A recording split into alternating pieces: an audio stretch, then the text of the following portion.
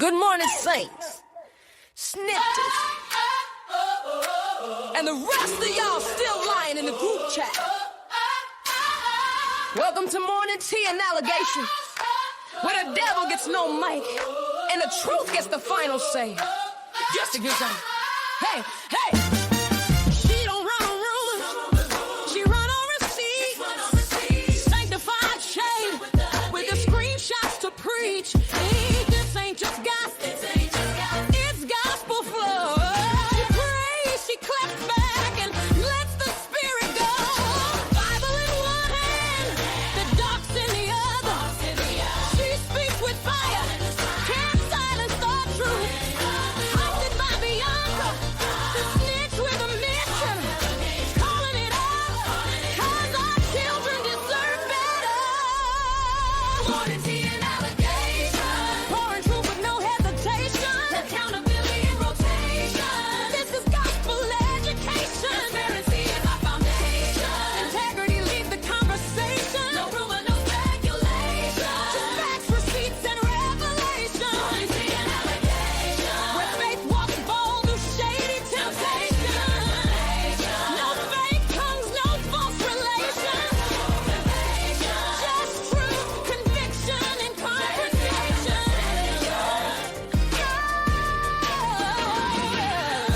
Morning tea and allegations. Snitches on the airways. Good morning.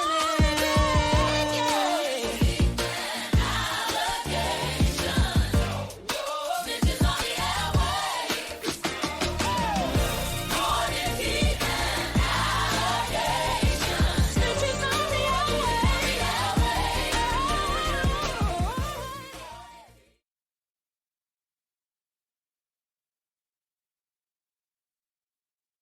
Yes, indeed. Yes, indeed. Good morning. Let me get the sound effect right. Cause, oh, child, a new country, new setup, changing things up. And I am rusty, but here we are. Good morning. Happy Wednesday. And welcome to Morning Tea and Allegations. Yes, indeed. Amen. Amen. Amen. I'm so glad that you are here, that you are in formation. If you're watching on the replay ministry, I'm so glad that you're here. And if you're live, I'm glad that you're here too. Please make sure that you are in the comments telling me who you are, where you're watching from. It is important to me. Also, since you're here, make sure you like the video. Make sure you are subscribed to the Teaching for the Culture Network. There are so many things that we're doing, things that are on the way, and I'm really excited that you are here as we're on this journey. Amen. Amen. Okay. We have an action-packed show today. So the title of today's episode is Optics Over Outcomes. Amen. Amen. And I am so thankful that we're able to go through this show together because child, the block is hot. There's so many things that are happening and trending in the news. And ultimately I ask, how are the children? Are the children all right? Because I would share fight videos and it's the third week of school and they are literally swinging. And educators are having to break up fights and they don't get paid enough for that. So let's go ahead and get started with our church announcements. Amen. Amen. Okay. So the Sunshine Education Coalition, they are kicking off their series, and let me share my screen so that you can have access to this because their event is today. Okay. It is tonight at 6:30 p.m. Eastern Standard Time. This topic relates to discipline policies one-on-one. This is an opportunity for you to learn about school discipline and for you to learn about your rights and how to support your child during the process. So I'm going to post the link so that you can have access to this workshop, but it is a free workshop that is tonight at 6:30 p.m. Amen. Amen. So please make sure that you are in formation, that you are in the building because it's really, really important. Okay. So let's keep moving on with what we have going on. So I want to uplift that tomorrow at 8 p.m. Eastern Standard Time, I will be having a free workshop that is titled The Pressure to Sext. If you didn't know, sextortion is running rampant, and we need to have intentional conversations about that. So I wanted to just make sure that I uplift that, because our children deserve better. And unfortunately, they are becoming compromised in some very dangerous situations by them sending pictures to one another. And so we want to have a very transparent, vulnerable conversation about things to look out for and some guardrails that you can put into place and conversations that you can have with your children about the matter, because it is a very serious issue that is happening and taking place. Okay. So see you tomorrow at 8 p.m. on a Teaching for the Culture Network for that free workshop. Okay. Now, as many of you know, I'm going to always rep and support Canva. Canva has been the tool that I've been able to create a lot of the assets that you see today. And I just want to thank them for their support in this. I'm going to post my partner link in the comments. So if you want to have a free trial, go ahead and get it. Okay. Please go ahead and get with Canva. It's a powerful tool. I love it. I use it for business and personal, and you should too. And for my educators out there, you should be able to have access to have a free account. So please make sure that you empower yourself so that you can have access to these tech tools, because it's really, really important. Okay. All right. Woo child. Before we get on the docket today, I just want to thank my Patreon members, the folks that are my equalizers and my digital guardians. Thank you for investing in this work. Thank you for being in the space. I posted a video to them yesterday just highlighting my move to a different country and just the transitions that I've been going through. And I just want to uplift that as life is lifing and people are peopling, continue to move forward. Okay. You have a vision. You have a purpose. You have a reason. And even when life be lifing and people be peopling, there's only one you. You are worthy. You are enough. And I am here in my teddy bear outfit, in my snitch cave, as you can see, home of the snitch behind me, with my petty bee honey pot. I'm unapologetically showing up the way that God has me to. And you might not agree, you might not like it, but the question that I'm always going to ask is, did I lie? Because people lie, receipts don't, and I'm always going to bring the receipts. Speaking of that, let's go ahead and roll these disclaimers, because that's really, really important for today's episode, because I don't want no smoke. All right. And you shouldn't want no smoke either. So let's go ahead and roll the disclaimers. Roll the clip. Thank you, church members, as we have additional announcements and disclaimers that require your full attention. I am a certified snitch and whistleblower that reports on what is happening in our community. Like I always say, people lie, receipts don't. With that stated, the content used in this programming is protected under fair use. In addition, the views and opinions on this programming belong to me. I hold myself accountable and prioritize accuracy and truthfulness in my communications. So unless you have receipts, don't start with me. God is still working on me. I love the block button to protect my peace, and I desire to snitch on everybody, including me. Thank you for your attention, and govern yourselves accordingly. Amen.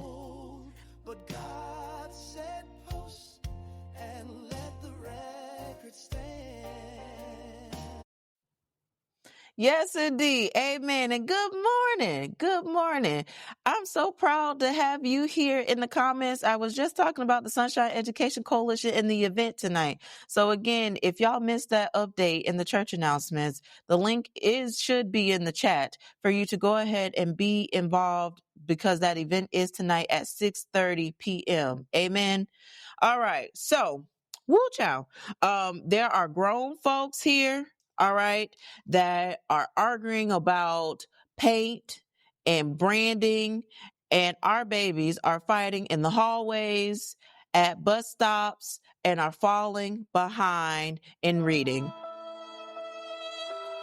So this morning, I want us to choose outcomes over optics and solutions over spectacles. So let's go ahead and talk about some important education news that you need to know, because there's a lot of things that are going on. So we have the Department of Education, their Office for Civil Rights, some of these employees will be returning back starting in September. A federal court is forcing the U.S. Department of Education to bring back more than 260 Office of Civil Rights investigators that it tried to lay off this spring. The department says that the staff will return in waves starting around September the 8th and will be continuing through November. That means that stalled discrimination cases should start moving again.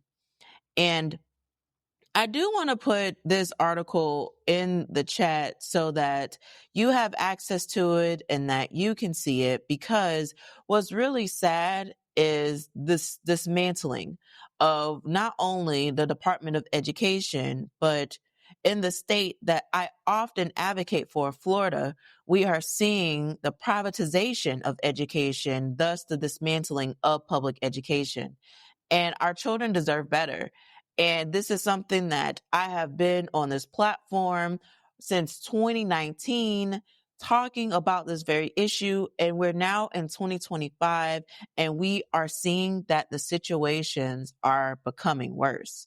And unfortunately, I don't see it becoming better. Now, I want to just take a moment to just pause to say it is important that you vote. Yes. It is important that you know the people down the ballot. Yes. But as I often say, you also need to follow the money. As I often say, the failure in education is big business.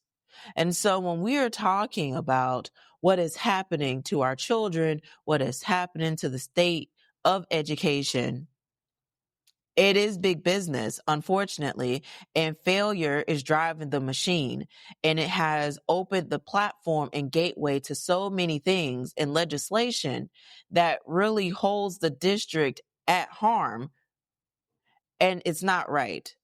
In fact, I'm currently dealing with a situation at a local charter school in Tampa where they're not providing the records to a parent, and that parent has been fighting to get their child in school for 3 weeks as this charter school is providing insufficient records to the transferring school.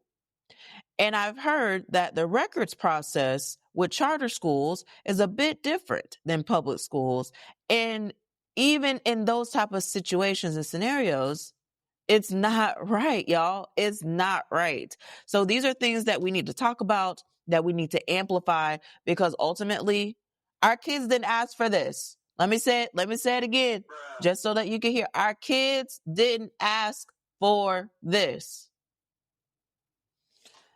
Speaking of what the kids didn't ask for, the kids did not ask for this debate as it relates to logos and crosswalks. So this is something that has had people all in a frenzy, Crackle Barrel, to the point where the president of the United States went to the internet on Truth Social to talk about the logo, to say that he wants to make Crackle Barrel, what he say? Crackle Barrel a winner again. That's what he said. Our kids didn't ask for this. Okay.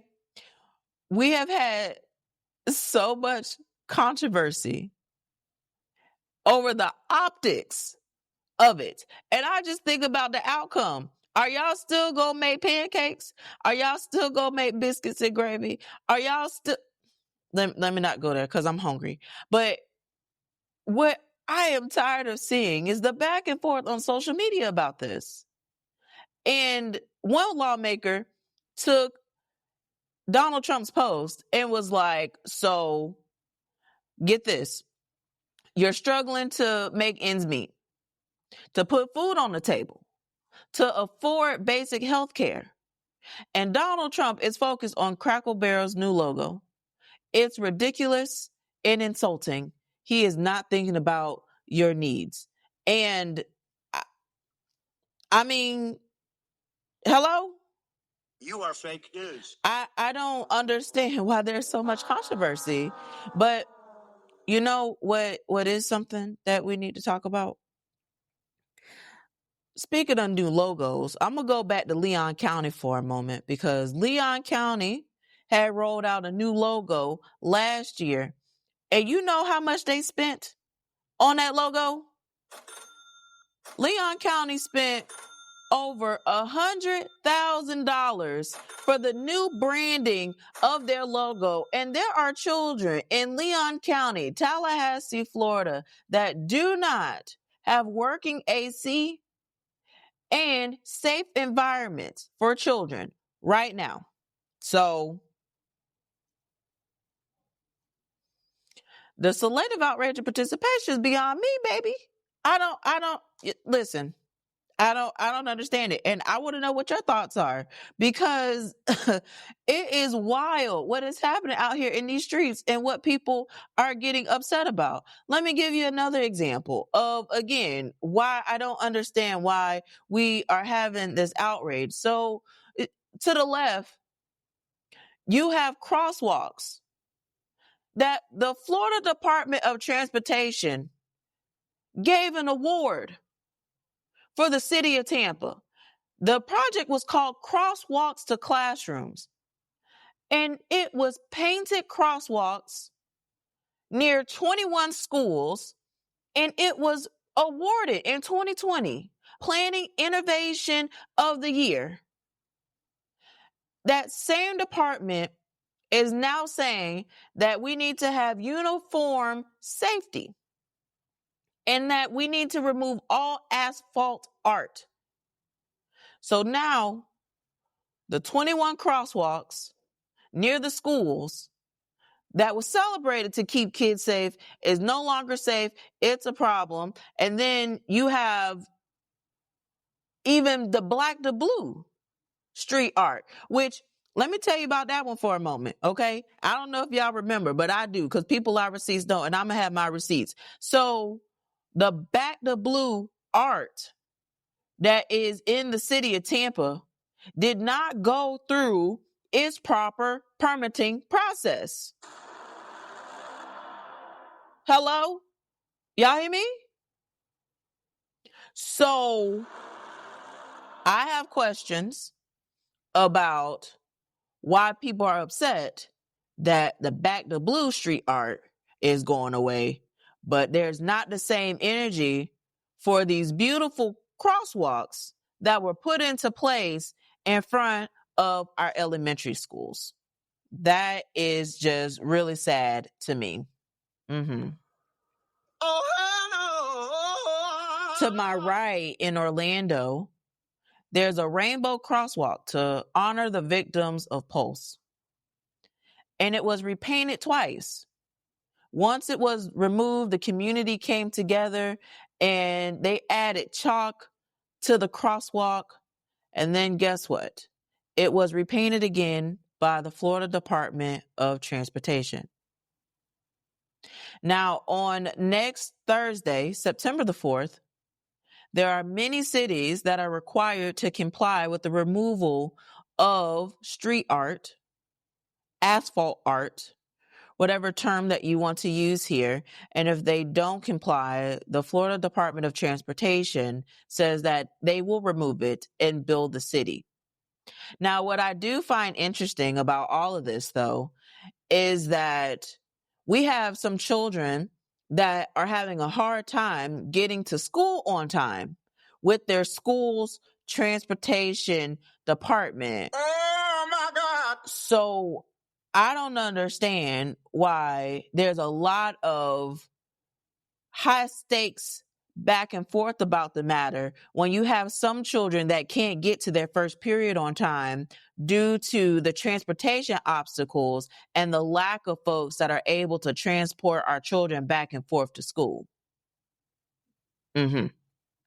So there are a list of articles that talk about this, and I'm going to link it in my Patreon so that you're able to read it and see it, because it is important that you are informed on the things that people are talking about and what your politicians are doing, because it is a lot. It is a lot. Now I want to shift because I want to talk about Sammy's Law. You might not know what Sammy's Law is, and I want to tell you about it because it's something that is very, very important. And I look forward to talking about more regulations as it relates to social media and internet safety. That is my zone of genius. This is my work. I've been doing this for quite some time. Before any type of lawmakers wanted to talk about it, we have been in the trenches talking about social media safety, internet safety for our children, because our children have access to so much online. And again, ultimately, they deserve better. Okay. So let's talk about Sammy's Law and to tell you what it is so that you know. Okay. So let me go ahead and share my screen. So Sammy's Law is a narrow bipartisan bill in the House that would force big social apps to open the door to vetted third-party safety tools so that parents can actually get alerts about serious risks in real time. The Florida lawmaker, Representative Debbie Wasserman, which is pictured to the left, introduced this bill, and you can read more by visiting congress.gov. I'm going to link it so that you can go see it yourself. And I'm also wondering how many people have actually visited congress.gov to see the bills that have been filed as it relates to our administration. Platforms like Snapchat and TikTok will have to provide real-time API access so that parent-approved safety apps registered with the FTC can read certain signals and send alerts about things like drug dealing, suicide risk, weapons, severe bullying, and it makes monitoring possible with the consent without forcing the platform to build the tool itself. Now, there are some concerns about this particular law.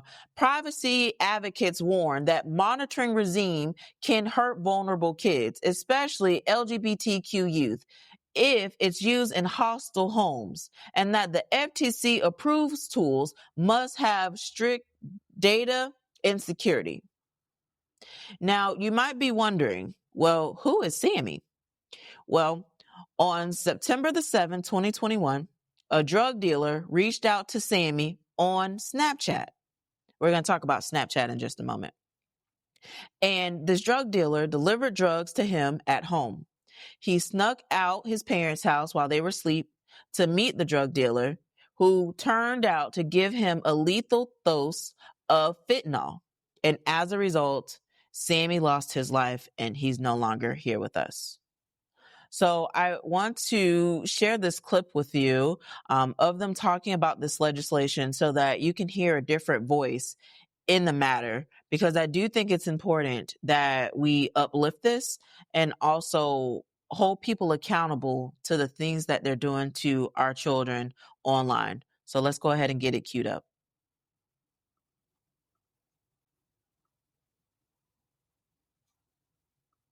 Very emotional, Alex. Our Hal Eisner has been profiling the parents of Sammy Chapman since their beloved teenage son died of fentanyl poisoning. Today was a major milestone in their fight to protect other families from enduring their same pain. As I walk through the halls of Congress with his ashes around my neck. Almost 3 years after losing their son, Sammy Chapman, at 16 years old, Dr. Laura Berman and her husband, Sam Chapman, are still very much reeling with heartache.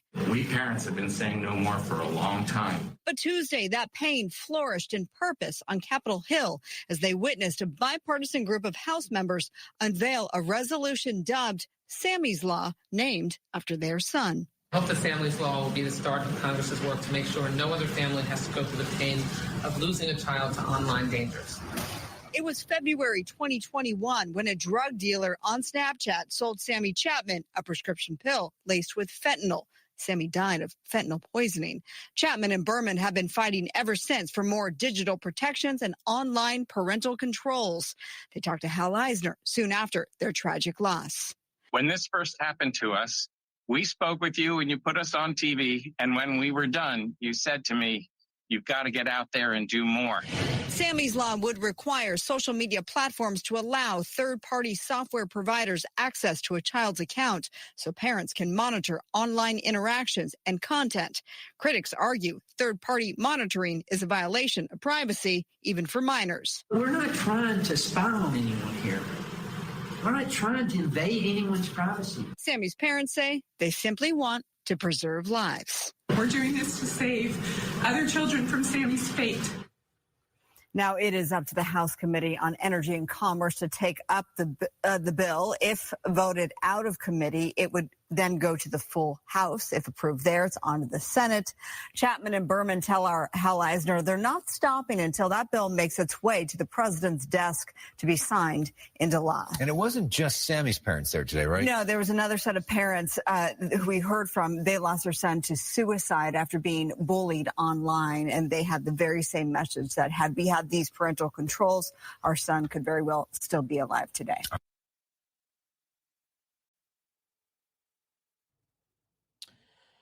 There are many parents that do not know how to check their child's device, don't know what to even look for, or even the apps that children are on, which is why I do want to talk about Snapchat for a moment, because Snapchat is a very dangerous app to the point where that has been a playground for bad actors because of the feature of the disappearing messages. This is not something that is impacting children in the States, but also impacting children internationally.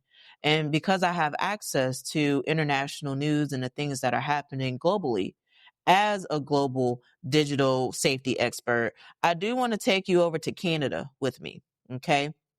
In Canada, a parent is sounding the alarm about Snapchat, which is what I want to task y'all with, is to find out if your child has Snapchat and what type of content they're posting on Snapchat and what type of interactions they are having with other humans on Snapchat.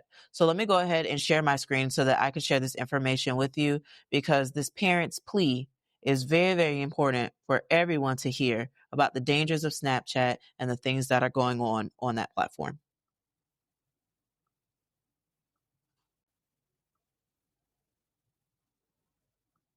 It's an app known for its fun filters, but one Ontario parent warns Snapchat is also where illicit drugs are sold. I'm trying to keep my son safe while these drug dealers are manipulating him because they're reaching out. We're not identifying Roger to protect his son's identity. He says his 15-year-old has been buying drugs on Snapchat, but tracking that has been difficult for one main reason. Messages on Snapchat are deleted once they're viewed by the recipient. It's a unique feature of the app that makes it nearly impossible, say some parents, to monitor illegal activity. Getting access to drugs on Snapchat isn't just a problem here in Canada. In the U.S., relatives of more than 60 young people who've overdosed on drugs allegedly purchased on the app have filed a lawsuit that claims Snapchat's role in illicit drug sales to teens was the foreseeable result of the designs, structures, and policies Snap chose to implement to increase its revenues. I think that Snapchat's executives belong in prison. Sam Chapman is one of the plaintiffs in the lawsuit. His 16-year-old son, Sammy, died in 2021 after overdosing on a pill he purchased on Snapchat.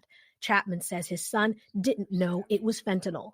The dose that killed him was delivered to our front yard like a pizza after we were asleep, and we found Sammy dead on the floor. Family Center. Snapchat says their parental control features allow parents to see who their child is talking to on the app and to report any concerns. The company also says it uses artificial intelligence to shut down the accounts of drug dealers.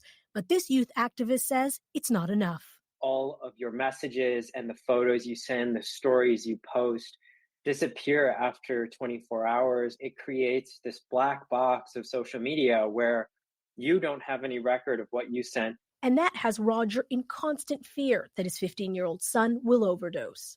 I cried driving past a cemetery because I started thinking about, okay, if my son dies, how are we going to do this? Roger says his focus now is keeping his son safe. And with Snapchat, it continues to be a challenge. Idil Musa, CBC News, Toronto.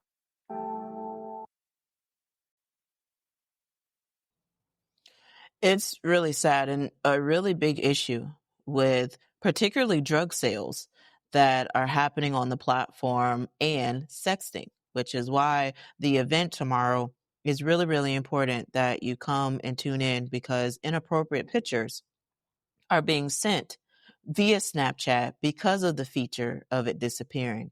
And unfortunately, I've seen cases where students will take a screenshot of things that are posted on Snapchat, and it can be airdropped across the entire campus and even across different campuses in a county. Or worse, posted on social media, and it takes so long for that content to be removed. So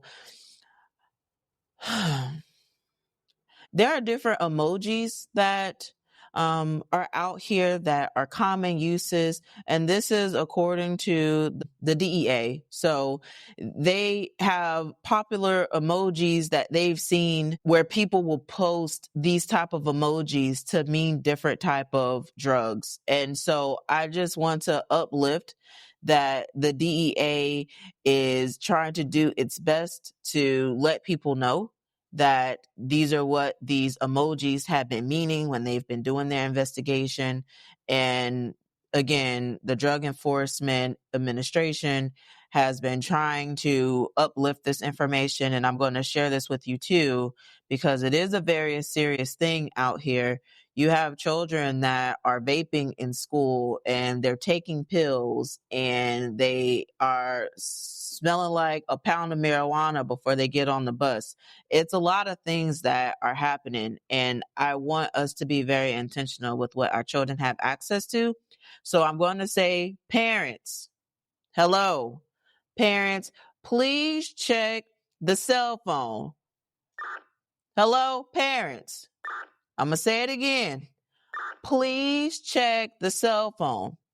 Also, when you check the cell phone, also check the backpack too, because it's really interesting to me, the things that are being brought to school, brought from home, to and from, and no one knows what's going on. I'm still stunned about the case at a local middle school where a child was buying stun guns on Amazon and was selling it at school. And the parent act like they ain't have no idea what was going on. And I'm trying to figure out, well, what credit card did she use? How did this get delivered and you not know?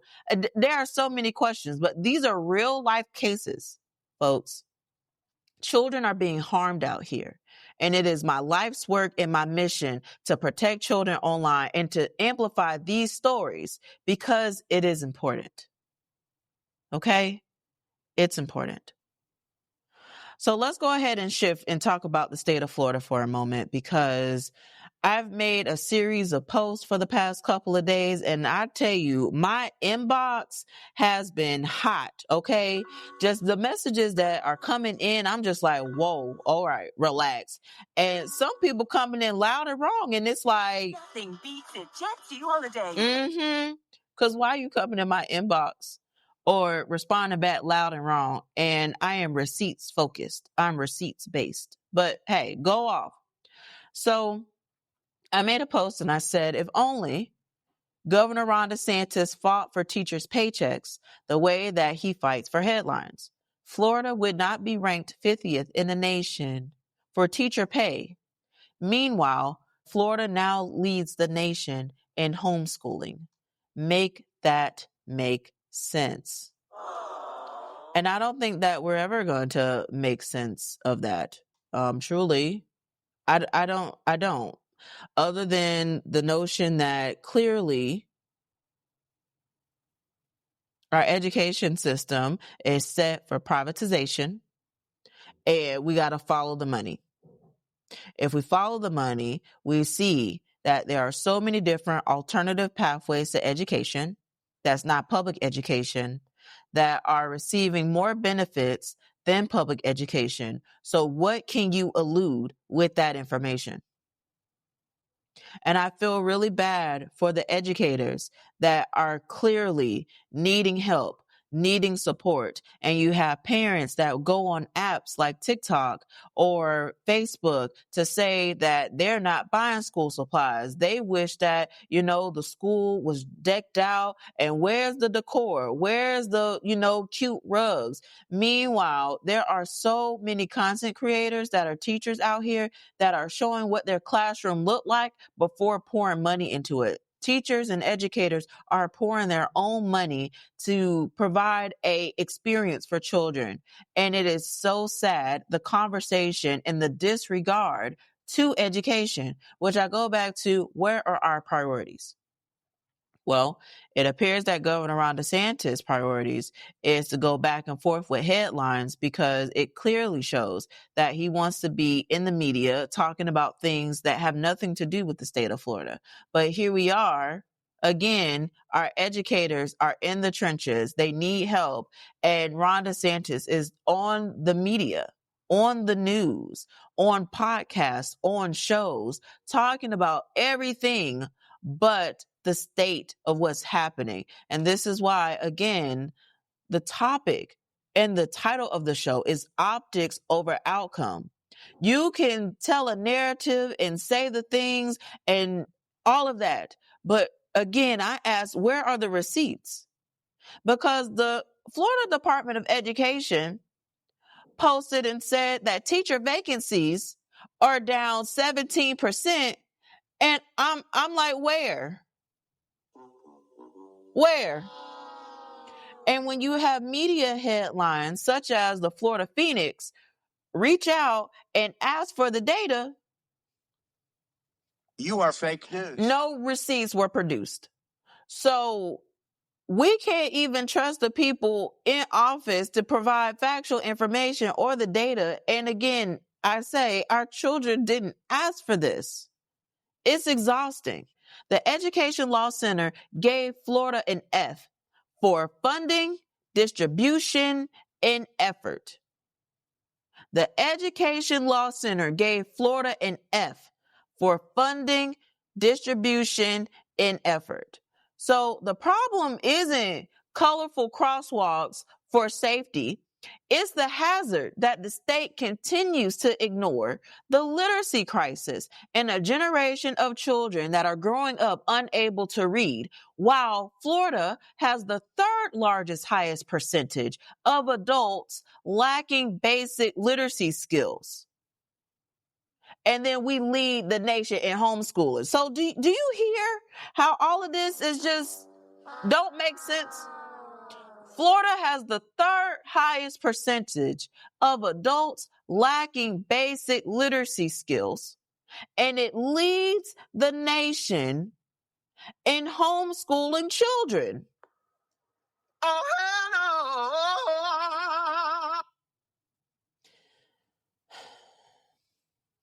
So let's move forward, because this is going to make me very, very sad, because I feel like we've been saying the same thing over and over and over again, and it seems like nobody wants to hear that has power to do something.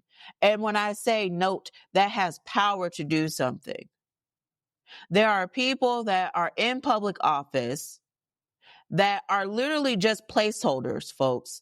I'm not trying to be funny. I'm being very sincere when I say they are just placeholders. Why? Because they don't have power. When you have a supermajority in the state of Florida, and the supermajority is for Republicans, regardless of what side of the aisle that you're on. Again, I've been very transparent about where I stand. However, when we talk about a supermajority, where you literally have Democrats, where most of them, all of they're doing is pushing a button, because regardless of what button they push, the things are going to move forward anyway. So I'm talking about the people who actually have power, not the people that are running for office to say that vote for me because I'm going to work on affordable housing. Meanwhile, the state of Florida has had several special sessions about property taxes, about property insurance, and it's still sky high today. You have people posting on the internet talking about their electricity bill and their water bill and how it's gone sky high and continues to rise. But again, the profit is in the problem, folks. The big business is the failure of education. So let's not just hear what I got to say. I want to actually share these educational confessionals because I've been getting messages that people like them. And I want to amplify what our educators are saying because it's really, really important. So let me go ahead and share my screen. And this is something that I want to read to you verbatim. This post said, teachers, I need to talk this out. When a teacher calls out in an ESC-centered classroom, a sub is placed, but the problem is they aren't doing anything. They're told they can't touch the kids, which means they refuse to assist at all. How is that realistic in our type of setting? This leaves paras carrying double, sometimes triple the load, while subs sit back making $20 to $25 an hour. Meanwhile, the kids are running out of class, throwing things, and even putting themselves and others in danger. Just today, I had one student stripping, another in the trash, and instead of stepping in, the subs just called me over. I can't be the para, the teacher, and the bodyguard for two mannequins in the room. It is unsafe. It's exhausting, and it shows the lack of care for both employees and students. So my question is this happening across all ESC classrooms and centers or just ours? Because if not, then this is a much bigger problem. Either way, something has to change. I just want to sit and pause for a moment.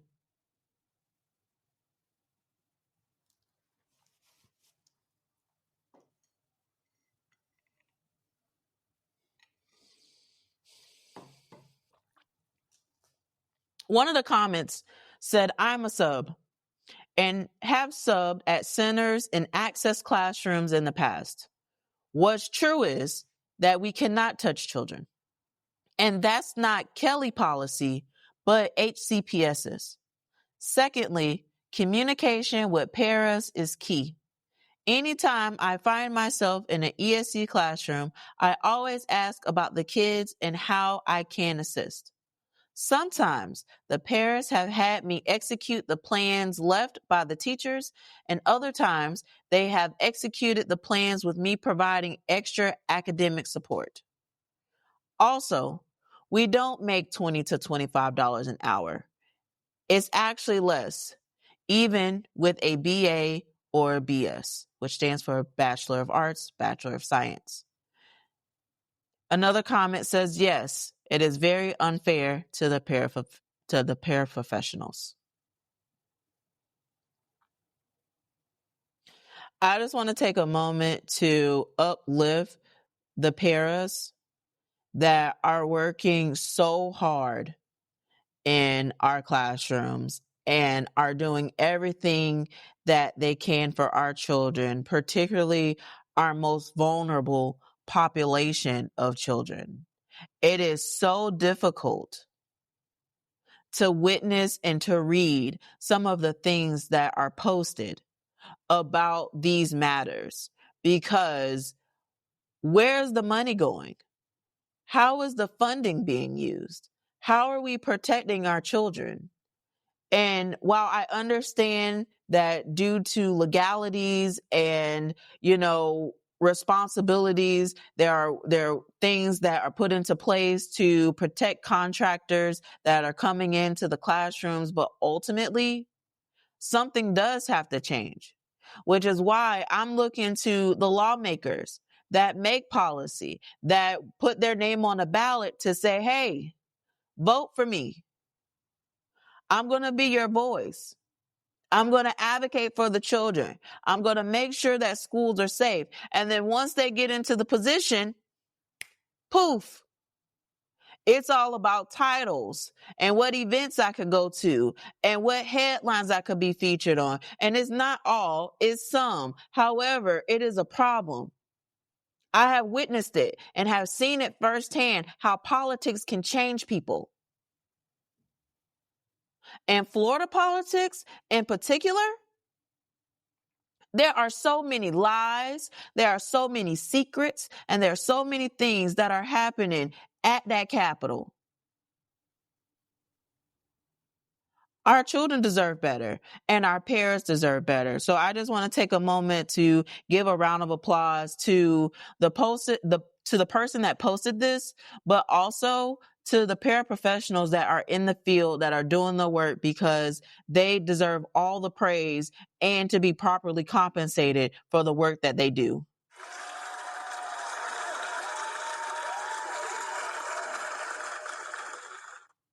Now, yesterday, Hillsborough County Public Schools had a school board meeting, and it was their first school board meeting since the debacles going back and forth with these book bans, which I'm not going to tackle today because that would make this episode longer than what it needs to be. I'm trying to honor time.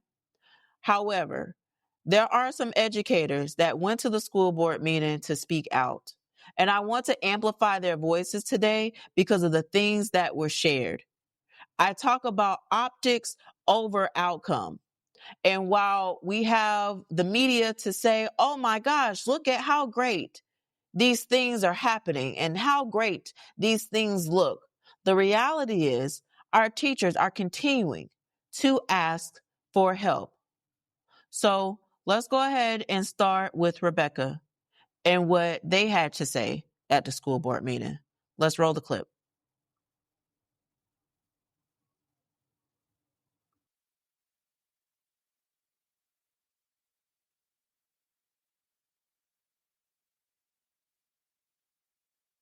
Rebecca Bohr. I am a teacher at Riverview High School. I teach reading to mostly 9th and 10th, occasionally 11th and 12th. I'm here today to urge the board to accept HCTA's proposals and to speak about my experience as a teacher in our county.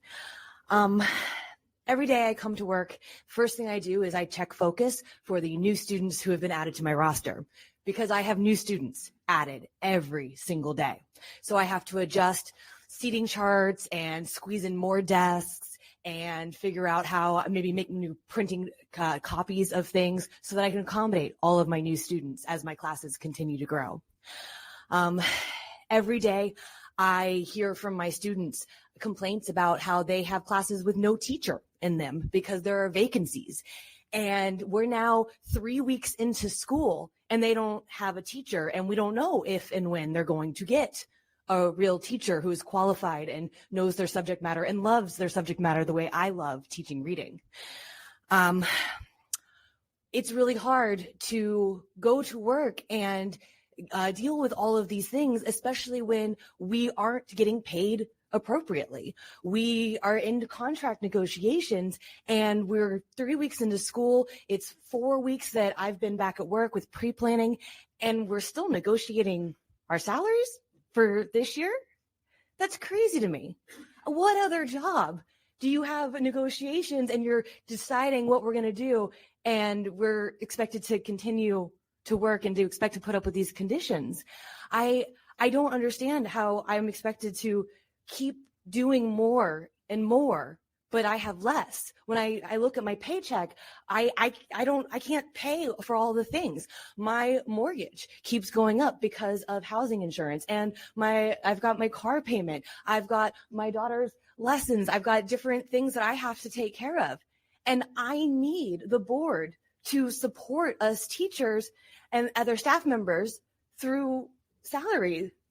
I listened to all of the things being presented before it was our opportunity to speak tonight. And I heard about other programs that you're spending money on. And I know that there's different buckets and the money comes from different places and you're allowed to spend it on different things. But we need the money. We need the support. So I'm asking you, please, to support your teachers and staff members and accept HCTA's proposals. Thank you. Thank you.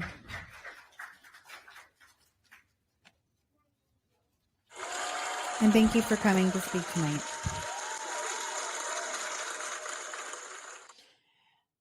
It is really brave of educators to come out to the school board meeting to speak. It can be very nerve-wracking going up there speaking to school board members, knowing that there is a possibility that the things that you might say, you'll get retaliated against or having a talking to. That's going to circle back in just a moment with someone that was speaking to the board yesterday. As someone who has been very active in going to school board meetings to advocate for our teachers deserving better and our children deserving better, we need more voices.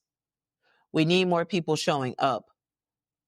Also, not just showing up, but also recognizing that if we follow the money and we see what's happening, that we have to hold the people accountable who is profiting from the failure in this.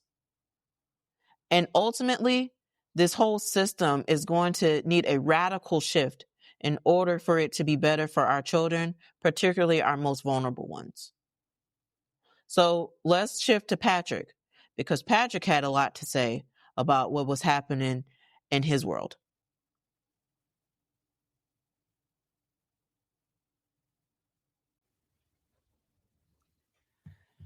Good evening. My name is Patrick Lewicki. I am an economics teacher at Hillsborough High School. I come to you today concerned about the budget and concerned about negotiations.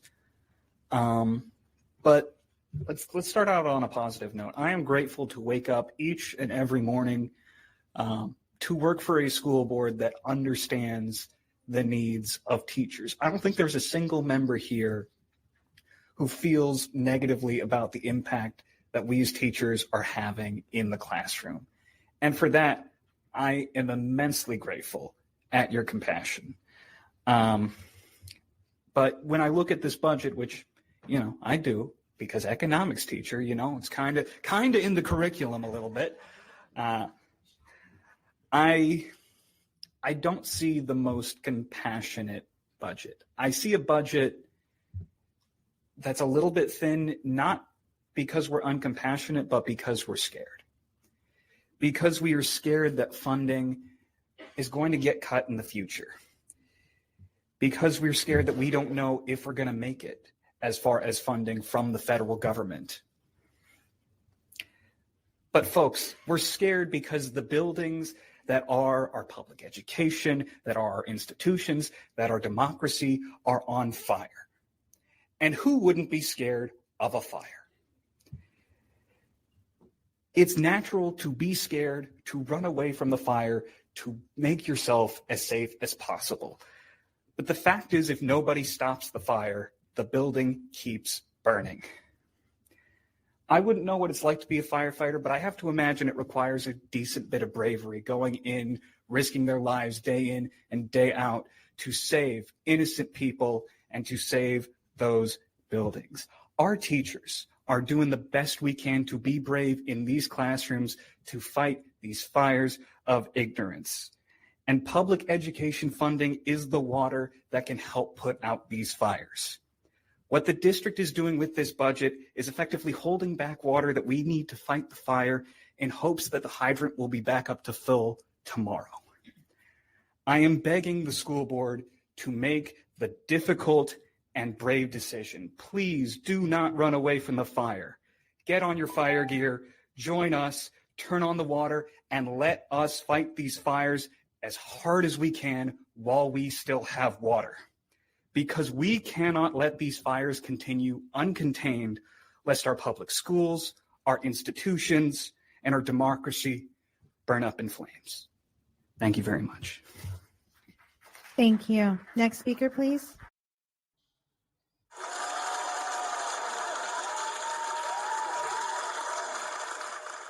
It makes me think of this gift that I post often. You're literally, let me loop it, okay? It's fine. Everything is fine, but everything is on fire. And it's not fine. Everything is not okay. And to Patrick's point, we're going to have to do something different because what is happening is not sustainable and hasn't been sustainable for some time.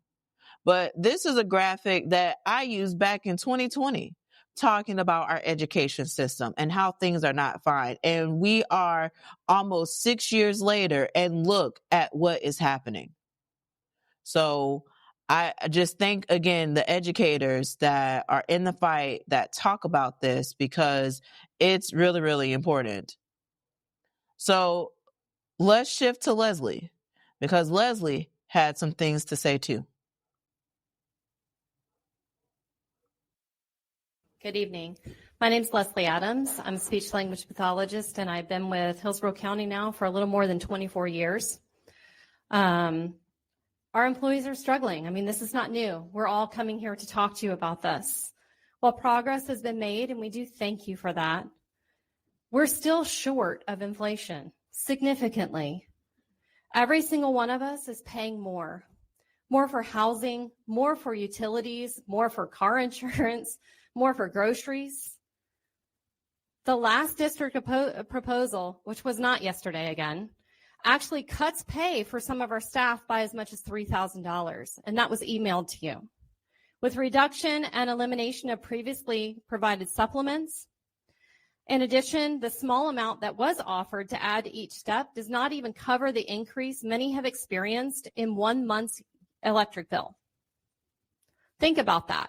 In a time where costs are skyrocketing, the district is offering a plan that would leave employees with less compensation than last year. Our employees cannot be asked to do more with less, especially when we're already struggling to recruit and retain qualified professionals. Pay cuts and inadequate raises harm morale, strain families, force qualified teachers, student services, and staff members to leave for private or contract positions, and ultimately impact students. What about the referendum, the word no one wants to say?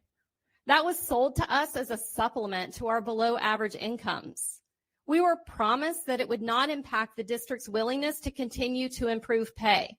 We're seeing that as a whole different thing as part of the bargaining team. Board members, we need a proposal that moves us forward, not backwards. Our employees deserve wages that reflect their value, their dedication, and the realities they face every day. We ask you to do better for them and for our students. Thank you. Thank you. Good evening. My name is Leslie Adams. I'm a speech. I forgot the looping, sorry. So I just, again, want to applaud these educators for showing up and doing what needs to be done, because this is very serious. When we talk about these negotiations that's happening, a lot of educators are really upset about the process. And during negotiations, you had one educator that speaks out talking about how they had to prepare and to make all of these different arrangements for the district to come not prepared.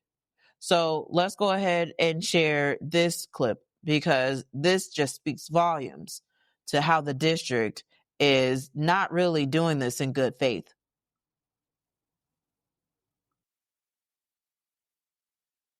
Hi, Carissa Denica from Gaither High School, and I'm a member of the HCTA bargaining team.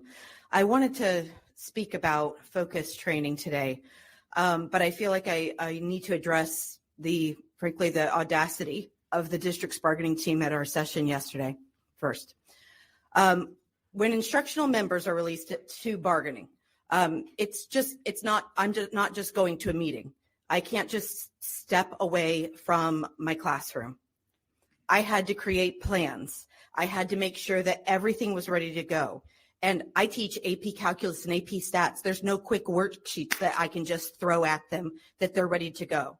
I can't ask Copilot to go and make me some plans either, because it doesn't do math well. I missed another early release Monday and my extra planning time with that. On top of that, I had to arrange childcare because my husband's out of town. I planned everything ahead, even down to making sure that dinner would be ready, be taken care of if bargaining went late into the evening. And why would I do that? I did it because I thought we were going to bargain. I arrived at 11 when I was supposed to, where the support professional bargaining was still occurring. Instructional was supposed to start at noon. It didn't. At 12:30, the teams broke for lunch and caucus. And when they came back around 1:30, the HCTA instructional offer was given to the district. At 2:40, the district came back and said they weren't able to give an offer and left. Just to clarify, my school was out at 2:30. So they left basically at the same time when I should have been saying goodbye to my students for the day. I made the plans. I rearranged my life, and the district came with nothing. This is not just a waste of time. It's a sign of disrespect for the educators who make the efforts to even be at the table. I hope that on Wednesday when we meet again, our time and efforts will not be ignored. I hope that our time and commitment will be honored. And to be clear, not tomorrow, next Wednesday, right? Because I have 30 seconds, focus training on August 15th, I sent an email to Mr. Ayers asking about what directions were given to principals about in-person training for focus. Right now we have Canvas course that's optional and annual training model that's not due until October 10th. I was just trying to seek clarification. Instead, that email got sent to Matt in charge of focus, and that got sent to my principal, and then that made me get a talking to after. I did not get in trouble, but the point is I was trying to get information, and that information was taken from me. Thank you.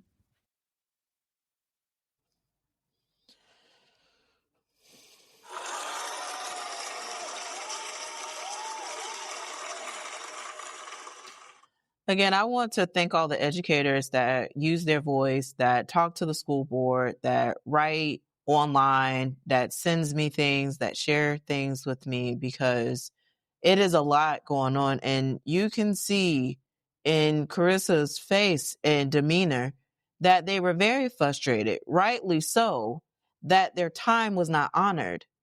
And that the district came into negotiations not prepared. And that is very unfortunate, the shifting that they had to do to prepare, and the district wasn't prepared. Another thing that I noted was when questions are asked for clarification, somehow, some way, people will then try to send correspondence to that educator's principal to tell the principal that they need to control their staff members, that they need to make sure that they're going through the appropriate channels. And I'm not sure when we talk about these appropriate channels, what we really mean.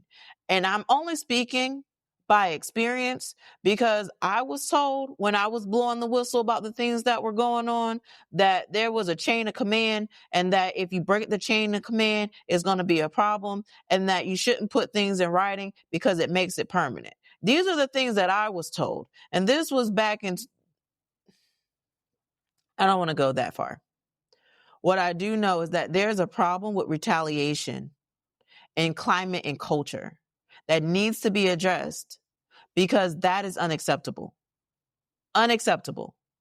So to Chris Farkas, I still don't have an update as it relates to the AC, and I said that I was going to play this song on repeat until we get answers. So we're going to go ahead and shift to the song for Chris, Fix the Air, because where you at?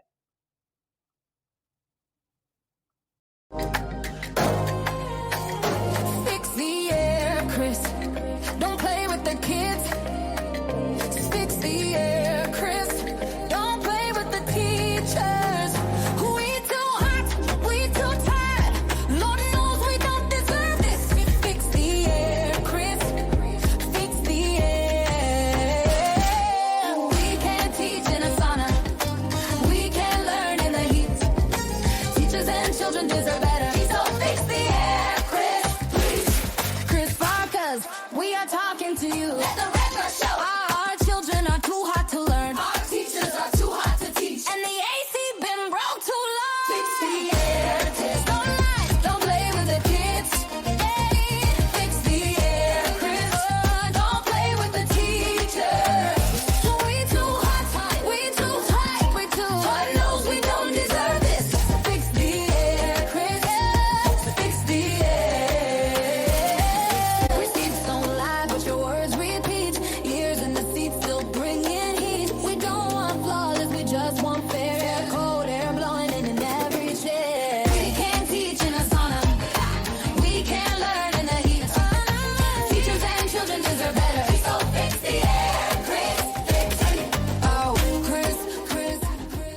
Chris Farkas. Hello, sir. Hello, sir. Hello.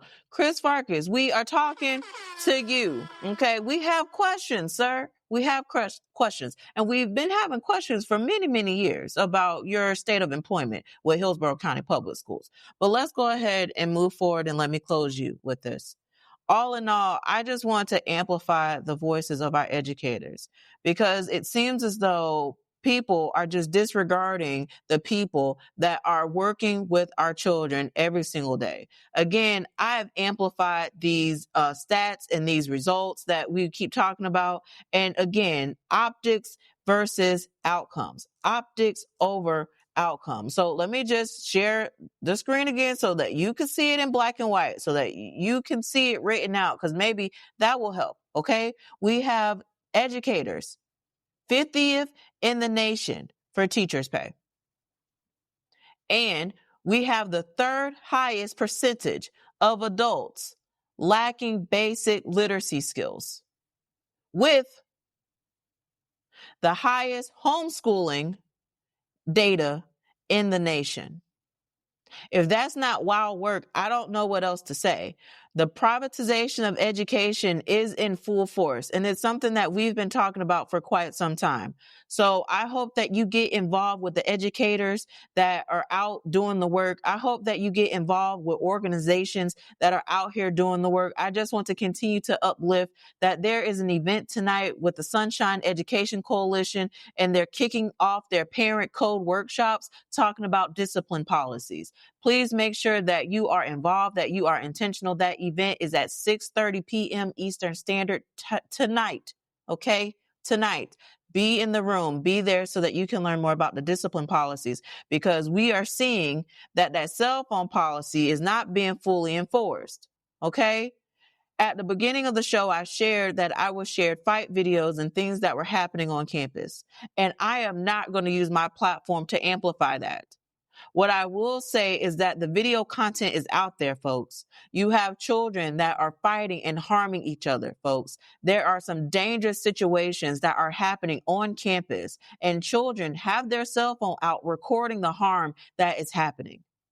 Enough is enough. Our children deserve better. And I hope that you take this message to be intentional with our education system, to be intentional with the people that are out here doing the work, that are actually doing the work, that are focused on the outcomes and not just focused on optics. Because while we have conversations about logos and crosswalks and all of that, ultimately our children can't read, our teachers are struggling, and we need to make sure that we fix the system because it's not sustainable. And we've been saying this for way too long now.